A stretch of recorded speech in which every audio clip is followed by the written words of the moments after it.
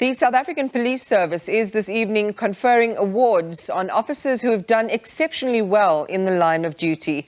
The award ceremony is the culmination of week-long events that have included a career exhibition and a fundraising event. Our reporter Pimani Baloyi and video journalist Hulisani Livhebe are at the ceremony in Polokwane. The National Police Awards are going ahead here in Polokwane, which is a culmination of a week-long program that honored police officers, which was held here in Polokwane for the past week. To speak more about this program, we're joined by the Minister of Police, Minister Bekitele. Minister, thank you so much for taking your time in such a busy program to speak to us. Firstly, I understand one of the main purposes of this week-long program is to ensure that your police officers feel honored for the hard work that they put in, but also to restore society's hope in the work that police are working. Let's talk about what today you are here to do and what you would want South Africans to feel about the work that police are putting in. Well, the narrative out there, thank you very much, is that police is a group of naughty and rotten apples. And forgetting to tell the story that there are very good women and men in blue doing the work. Indeed, there are those that they deviate and they get out of the way and they don't do what they're supposed to do.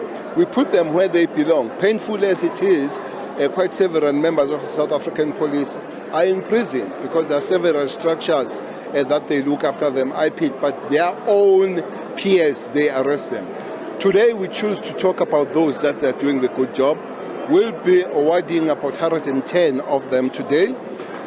All the categories, there are 20 categories. Some unfortunately have passed on, but they've done the good job. Their families will be here. So we just want to say to the nation out there, with all the problems that they've seen and experienced, there are still good members of this body that today we are working with them to say thank you very much and bravo. Talking about that deviation, just to off-ramp a bit, General, there's one of your own who was just arrested for rape, allegedly raping her own son. What's your comment on this? As I've said to you, that one thing that is painful when you are told that the member of the South African police has been arrested is one most painful thing, but correct to do. This one is even beyond the comprehension. That, remember, this is not just a member of the South Africa, he's a mother to that particular boy, the real mother. So it's a combination of two. It's a combination of her being the police officer, but it's a combination of mothers. Ordinarily, even if she were not a police, it would be one of the matters that we all take up. But he's arrested, is there, and as to us now, is no more an honorable member of the South African Police, is a criminal. So that's why we are working on this. We are working on these matters.